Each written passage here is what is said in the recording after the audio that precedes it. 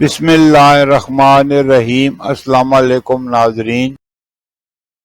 برصغیر میں زندگی کی گاڑی کو آگے بڑھانے کے لیے 3 طرح کے کیلنڈر دیکھے جاتے ہیں، جن میں عیسوی کیلنڈر، اسلامی کیلنڈر اور بکرمی یا دیسی کیلنڈر۔ عیسوی کیلنڈر کے حساب سے 28 اگست 2025 دن جمعرات کا پاکستان، بنگلہ دیش اور دیگر ممالک میں ہجری یا قمری کیلنڈر کے حساب سے 3 ربیع الاول 1447 ہجری دن جمعرات کا سعودی عرب اور دیگر خلیجی ممالک میں ہجری یا قمری کیلنڈر کے حساب سے 5 ربیع الاول 1447 ہجری دن جمعرات کا سعودی عرب اور دیگر خلیجی ممالک قمری کیلنڈر کے حساب سے ہم سے 2 دن آگے ہیں۔ پنجابی یا بکرمی کیلنڈر کے حساب سے 13 بھادوں 2082 دن جمعرات کا۔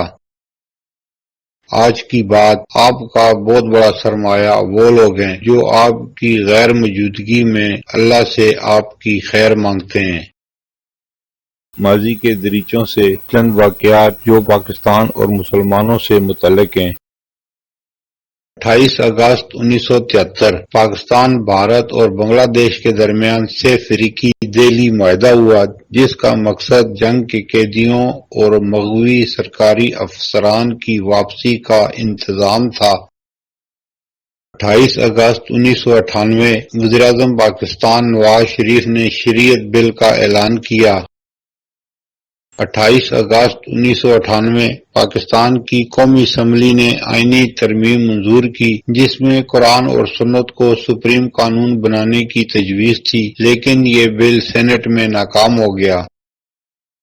28 اگست 2004 میر ظفر اللہ خان جمالی کی طرف سے استعفے کے بعد مسلم لیگ کاف کی طرف سے شوکت عزیز کا نام وزارت عظمیٰ کے لیے پیش کیا گیا۔ اس دوران میں وزارت عظمیٰ کا قلمدان چودھری شجاعت حسین کے پاس رہا، جبکہ شوکت عزیز وزیراعظم کے لیے قانونی شقیں پوری کرنے کے لیے ضمنی انتخابی مہم کرتے رہے، اور پھر ان کو سندھ سے تھرپارکر اور اٹک سے قومی اسمبلی کا رکن منتخب کر لیا گیا، اور اس طرح وزارت عظمیٰ ان کے پاس آئی۔ جب ان کی بطور وزیر اعظم کی مدت پوری ہوئی تو وہ فوراً پاکستان چھوڑ کر برطانیہ چلے گئے۔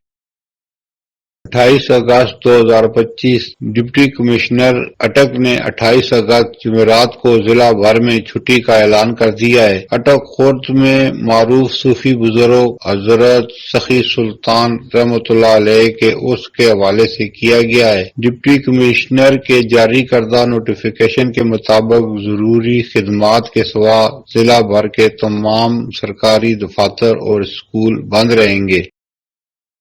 ربیع الاول ماہ ربیع الاول اسلامی تاریخ کا تیسرا مہینہ ہے۔ ربیع کے معنی بہار ہیں۔ ربیع الاول یعنی بہار کا پہلا مہینہ۔ تاریخ کا جزوی اختلاف ضرور ہے، لیکن تمام عالم اسلام کا اتفاق ہے کہ اس ماہ میں خلق اول، نور اول، باعث تخلیق کائنات، رحمت للعالمین، سید المرسلین، خاتم النبیین حضرت محمد مصطفیٰ صلی اللہ علیہ وآلہ وسلم کی ولادت بسعادت ہوئی۔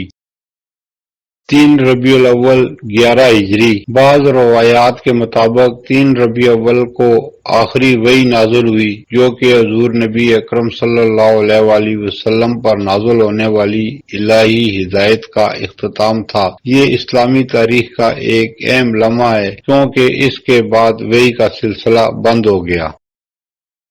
3 ربیع الاول 64 ہجری۔ یزید بن معاویہ کے لشکر نے مکہ مکرمہ پر حملہ کیا اور خانہ کعبہ کو نقصان پہنچایا۔ یہ واقعہ حضرت عبداللہ بن زبیر رضی اللہ تعالیٰ عنہ کی بغاوت کے دوران پیش آیا، جب اموی فوج نے مکہ کا محاصرہ کیا تھا۔